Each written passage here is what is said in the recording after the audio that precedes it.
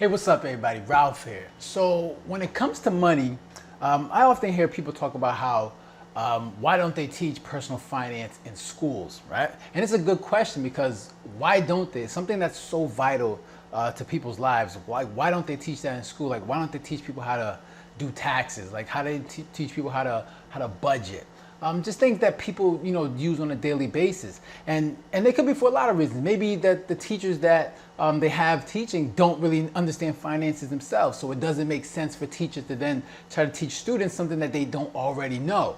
Right, so it probably would make sense for them to get professionals in there, but then you would have to hire a lot of professionals to teach students. So maybe that's not for them. It's not financially makes sense. It doesn't make sense financially, but obviously it's something that we all need. Or maybe the reason that they don't teach is that they want their citizens dumb, right? They want people getting into debt so they can plug them into the system and make sure that they work and then they pay taxes, right? For whatever the reason is, a lot of people think that the reason why people today struggle so much with money is lack of education. Now, for me, I have a different take of why this may be the case, right? So I've read this book called Psychology of Money, right? And it talks about how people's behavior impacts the way they manage money. So one of the quotes he talks about is like, how you behave with money is more important than what you know about money, right? And based on the book, there's a collection of stories of how he shows different people's lives of how they manage money. He talks about how some rich people, how they have a lot of money, you would think they have a lot of knowledge, and they will become broke. And there will be also people that didn't have a lot of money, were poor, and they figured out how to build wealth for themselves. So regardless of like what they knew or what they knew about money, it was based on their habits determined how they managed money and how successful they were with money and how they built wealth over time. So based on that book and based on the information that I read, I took from it that the reason why people struggle with money is because people have poor habits. It doesn't have necessarily to do with education, which is obviously a very important component when it comes to how you manage money. But one of the main reasons for people's lack of money management is due to poor habits. So I always like to equate it to like, I like to equate money management to how people manage their health and fitness, right? So let's say if you want to gain weight, obviously you need to consume more calories than you burn. If you want to lose weight, then you need to burn more calories than you consume, right? And when it comes to managing weight, people know that you need to eat healthy, you need to exercise more. People understand that you should drink more water and less soda.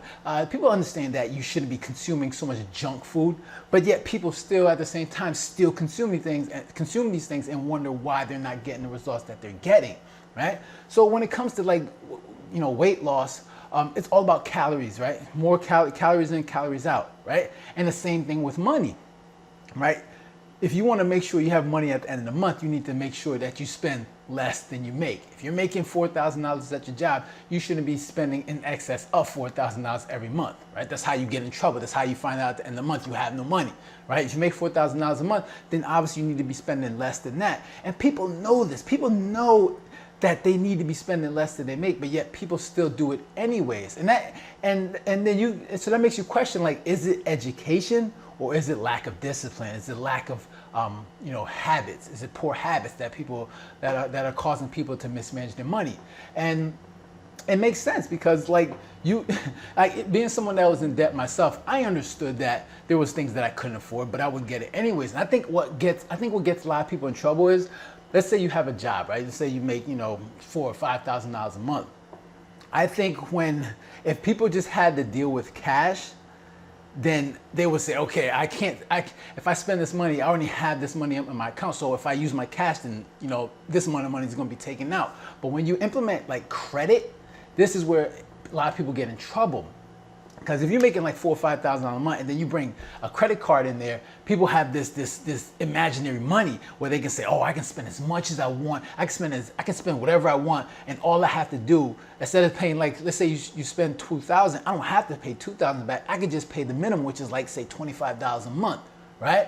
So it's easy when you say, all right, spend $2,000 and I only have to pay $25 a month and I don't have to worry about it because I have a job, I have income coming in, I can always pay it down. And I think that's where people get in trouble because you spend $2,000, you pay the $25 a month, then the next month an emergency happens, right?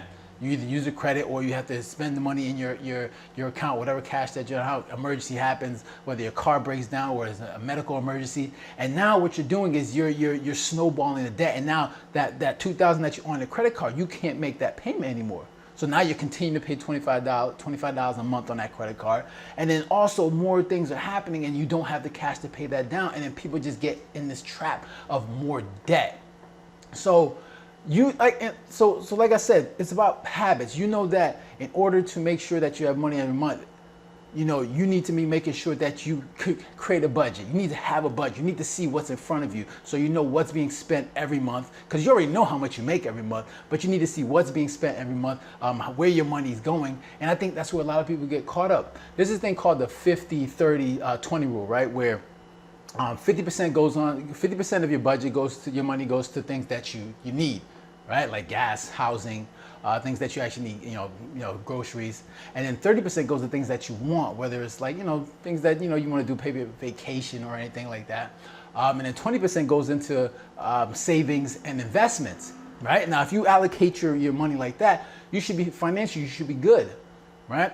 But what people tend to do is, instead of taking that 20%, like say the money comes in from your bank, from your job, what people should be doing is taking that 20%, automatically putting in the savings or investments, and then spending whatever's left. But what people are doing is, whatever comes in, they're spending their money and then they save whatever's left. And that's where a lot of people get in trouble.